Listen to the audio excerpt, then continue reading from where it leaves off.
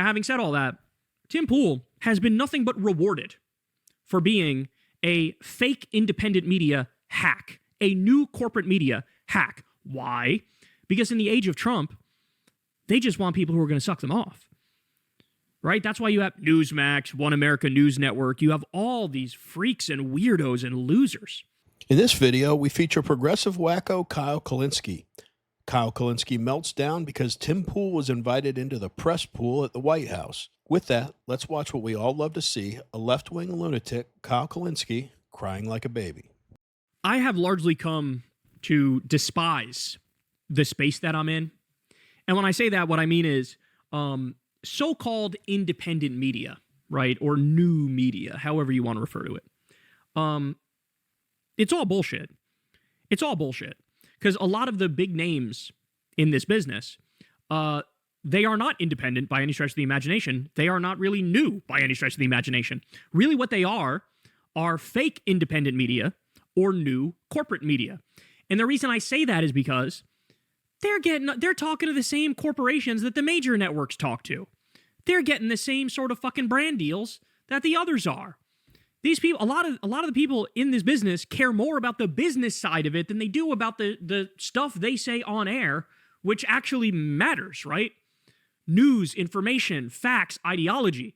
That's like secondary to like, where can I get my check, right? And so I've come to despise this space mostly because people in this space still love to suck themselves off like they're special, while at the same time falling prey to the same malincentives that mainstream media does. And so case in point, I mean, there's a million people we could talk about here, but case in point, Tim Pool. Tim Pool, as you all know, he recently had this massive scandal, both him, Dave Rubin, there were some others as well who I'm blanking. Matt Christensen, I believe, was another one. There was a few of them. And what happened was there was this media company called Tenet Media run by Lauren Chen, who was also herself a conservative commentator. And she was taking in funds, and she basically had on her network Tim Pool and Dave Rubin and all these other people. And come to find out, you know, the feds had to get involved because Lauren Chen was basically taking massive amounts of money from the Russian government. Now, according to the indictment and according to many of the people involved, both Tim Pool and Dave Rubin didn't really know that the money was coming from Russia. But Tim's dodge was like, look, I just thought there was some shadowy billionaire that was funding Tenet Media, which is quite a dodge because to me that is just as bad. I thought some nameless, faceless billionaire was giving me hundreds of thousands of dollars to spew my propaganda, which is good for billionaires. Oh, well, aren't you so fucking exonerated, bitch? Like, what the fuck? What a dodge that is. Now, I believe it was Dave Rubin who wanted more evidence, and they sent this, like, fake portfolio with, like, Edward Gregorian was the name or something, and it was so fake, and it just showed, like, here's this billionaire, and it got into, like... So this dude is still harping on the Tenet Media thing. The judge exonerated Tim Pool, Dave Rubin, Benny Johnson. The judge exonerated all of them from ever knowing where this money was coming from. And as I've always said, they probably should have done their due diligence better. I'm just not in their shoes and I don't know. But I do know it's not like they were willingly taking marching orders from the Russian government and told to push a specific narrative. It's so silly. But this story is so old and he's still trying to milk it to tear down Tim Pool. But the story largely went away because there really wasn't anything there.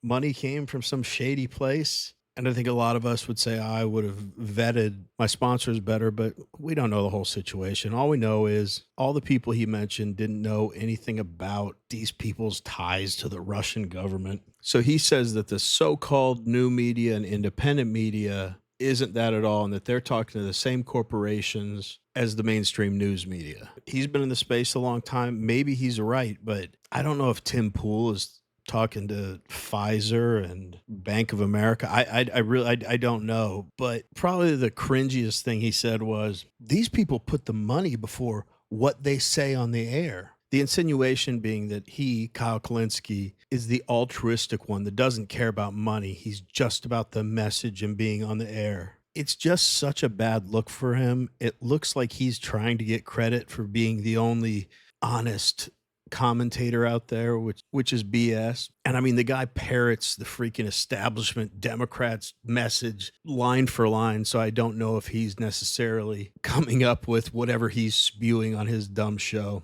And I think that conservative commentators get approached more by sponsors, which, you know, depending on the size of your channel, could be small company to really, really big. So another way this looks bad for Kyle Kulinski is it just comes off as sour grapes and a little bit of jealousy. The progressive left-wing media is always saying, like, it's so much easier to be a right-wing media personality, which I don't think is true at all. It's a very competitive space. But what I think they're not getting is that they're not getting approached by sponsors and stuff, because anyone that calls themselves a progressive is so far off the left. The demographic that relates to them is like 1% of the population.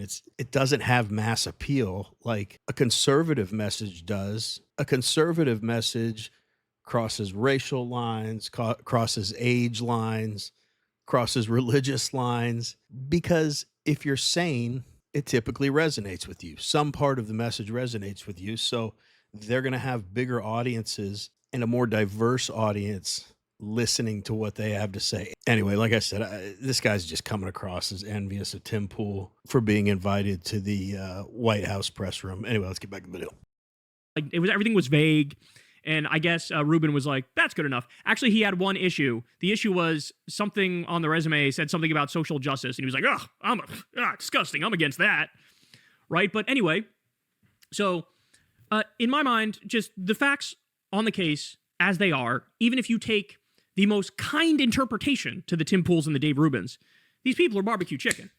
Like, nobody in their audience should ever trust them ever again. You know, there are ways to do this and keep it relatively pure. The way to do it and keep it relatively pure is what? Small dollar donations from the audience. We have a Patreon. We have a Substack for Crystal Kyle and friends. Small dollar donations. People give $2 a month, $5 a month, $7 a month, whatever it is.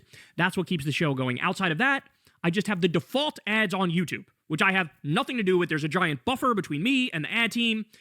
I'm fine with that ethically as well. Right? That's all. Anytime you start talking to advertisers, you start talking to big money interests, things get fucking squirrely, dog. Because then you have all these bad incentives, and you end up in the same place mainstream media is in. Okay. Now, having said all that, Tim Pool has been nothing but rewarded for being a fake independent media hack, a new corporate media hack. Why? Because in the age of Trump, they just want people who are going to suck them off.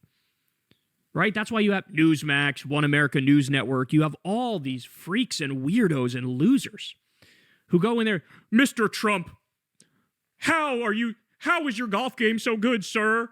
You won the tournament, I heard. That's amazing. Did you have fun, sir? How are you so good at keeping the gangsters and thugs and criminals out of the country, sir? Like, we've seen it. We've covered all this. Sometimes it was so humiliating. Even Trump seemed to feel like, a little too much. You're pouring it on too heavy. But so Tim Pool comes to the White House. You ready for this? He gets the first question to the White House press secretary. This is what I mean. This gives a bad name to all of what people view as new media or independent media. Again, he's not that, but that's how people broadly categorize him. This gives a bad name to all independent media, new media. It is now official. So-called independent media may be worse than mainstream media. Look at the sycophantic, ball-coddling ass question he asked. Ready? If you like watching videos like this one, like and subscribe. We'd really appreciate it. Let's get back to the video. Many of the news organizations that are represented in this room have marked in line. Homie was just ripping Zelensky a new asshole for not wearing a suit to the White House. Now look at him. This day was 80 degrees in D.C. He still had on his fucking beanie. He was in Mar-a-Lago wearing his beanie. But I don't see a fucking suit. And look, do I care? I don't care.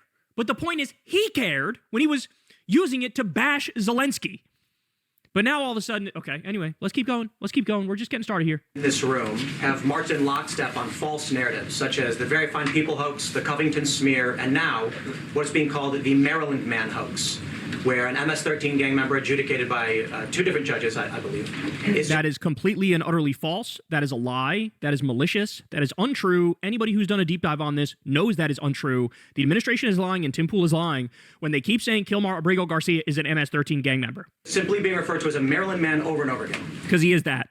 Now, in an effort from the White House to expand access to new companies, you've created this new media seat So I'm wondering if you can comment on, following this expansion, you've had numerous outlets disparage the companies that you've had sit here, as well as the reporters. I'm wondering if you could comment on that unprofessional behavior, as well as... fucking wrap it up, homie. Holy shit. I know you love to hear yourself talk, but god fucking damn it. This is not about you. These questions are supposed to be, get pithy with it. Come on, motherfucker. Jesus Christ. This is embarrassing. If you could comment on that... Does it sound like anything but jealousy? I don't know. I don't know the business dealings of all these various political channels on YouTube or wherever else. Tim Pool started out independent, didn't he? And then he grew his audience to a large size, and I'm sure sponsors reached out to him. Isn't that how it works? And can you believe the irony of Kyle Kulinski saying, look at OAN and Newsmax and all of these weirdos? Is that the pot calling the kettle black or what? The party that wants to uphold Christian values, has pride in their country, wants to keep the family together, thinks the Bible is important. We're the group of weirdos he's talking about. But not, of course, the hyper-effeminate, androgynous, blue-haired lunatics in his party, whose most important issue is the ability to kill babies. Got it. And then he's like, they just ask these sycophantic questions to Trump. Yeah, it's a nice break from the constant onslaught of just nastiness from people like you.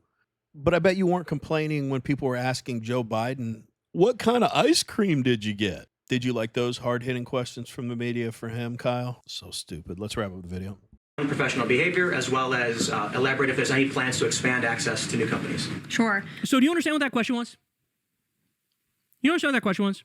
A lot of these media outlets in here have criticized you, and they've been really mean to you. Can you comment on their despicable behavior and pat me on the head and tell me I'm a good little boy for coddling your nutsack?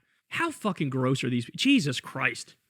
God, they're such rank propagandists, while at the same time glorifying themselves and filleting themselves and acting like, we're the new media, bro. We're like above the fray. We just keep it real with people, bro.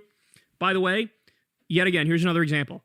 You know, the question was so utterly embarrassing when even fascist Barbie here, listen to her response. Ready?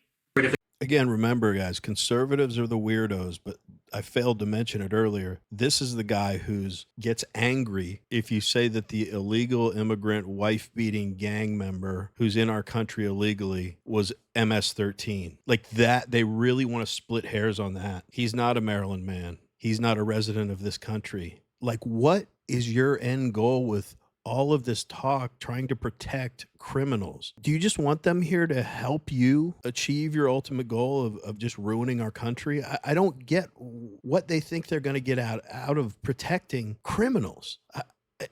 I'm at a loss. Anyway, I think bottom line is Kyle Kulinski has this holier than thou attitude, like he's above everything else. But like I said, it boils down to jealousy, and lucky for him, he never has to be put in a spot where a big company comes to him and offers him a large sponsorship deal, because no one can relate to what the hell he's talking about. His message does not jive with the American people. But we want to hear from you. What did you guys think about what Kyle Kulinski had to say about Tim Pool? Let us know in the comments. Anyway, as always, really appreciate you watching, and we will see you on the next one.